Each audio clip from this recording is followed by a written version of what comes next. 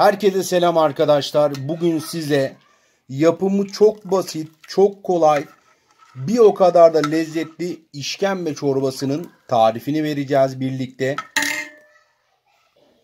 Şimdi servis tabağıma da alıyorum.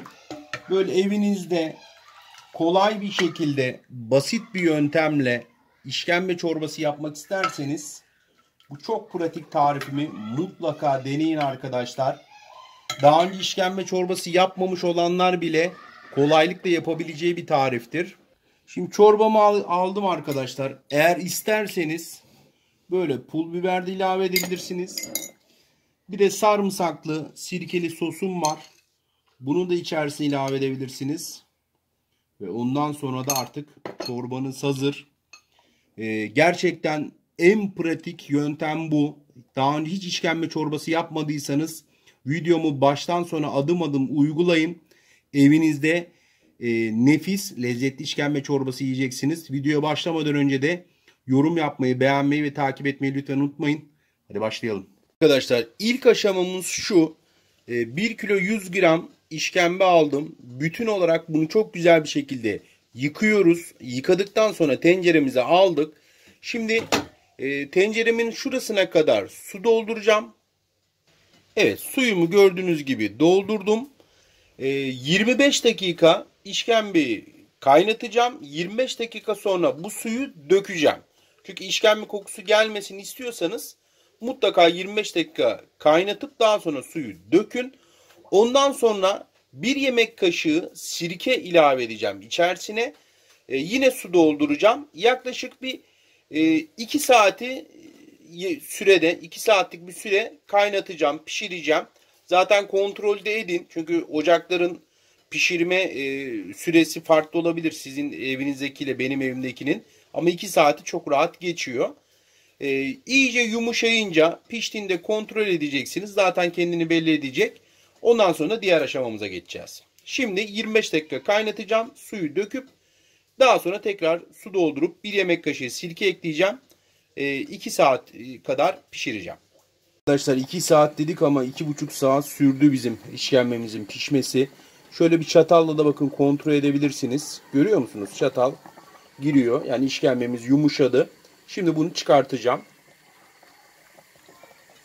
Arkadaşlar böyle bir borcama aldım işkembeyi. Şimdi soğumasını bekleyeceğim. Soğuduktan sonra da küçük küçük doğramaya başlayacağım. İşkembemiz soğudu arkadaşlar. Gördüğünüz gibi kare kare de bunları doğruyoruz tahta üzerinde. Şimdi ilk parçamızı güzel bir şekilde doğradık. Şimdi diğer parçayı da aldık arkadaşlar. Gördüğünüz gibi bakın. Tabii ki belli bir kısmınız bunu biliyordur ama ilk defa işkembe çorbası yapacak varsa aranızda hem ona da fikir olmuş olur. Uzun uzun kesiyoruz.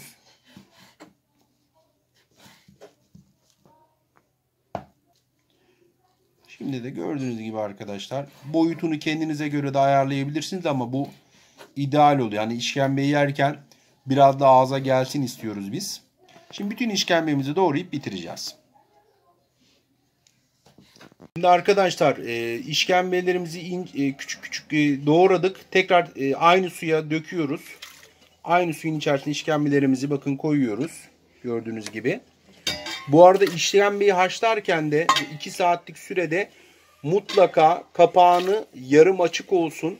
Yani işkembeniz ilk bütün halinde haşladık ya arkadaşlar. Bütün halinde haşladığımız zaman kapağı yarım açık olsun ki işkembe çorbasını yaptığınız zaman hani o işkembenin kokusu kesinlikle size o zaman gelmez. Hani çıkıp gitmiş olur. Mutlaka işkembeyi ilk aşamamızda haşladığımız zaman bu bilgiyi tekrar etmek istiyorum o yüzden. Mutlaka tencerenizin kapağı yarım açık olsun. O 2,5 saat kaynama boyunca kapak açık olursa kokusu kapağından dışarıya gider. İşkembeyi de içerken, çorbanızı içerken herhangi bir kokusu size gelmemiş olur. Şimdi tenceremize koyduk işkembeyi. Bir yarım saat kadar daha kaynatacağız arkadaşlar. Daha sonra ilavelerini de yapacağız.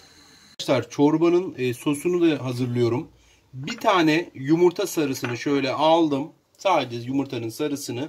Yarım da limon içerisine sıktım koyuyorum. İkisini iyice karıştıracağız.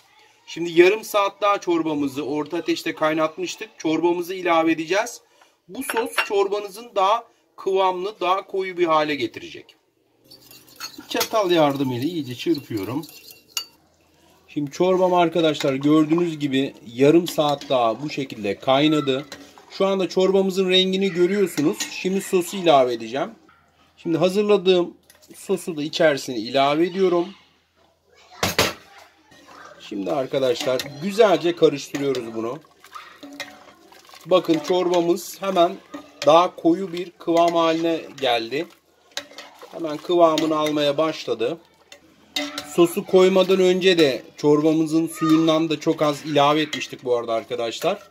Sosu iyice çırptık. Yumurta, limon sosumuzun içerisine çok az suyundan da ilave ettik. Onu da unutmadan söyleyeyim. İyice karıştırdık. Bu şekilde sosumuzu ilave ettik. Gördüğünüz gibi çorbamızın kıvamı da değişti. Demin bakın berrak bir rengi vardı. Daha koyu bir kıvam haline geldi.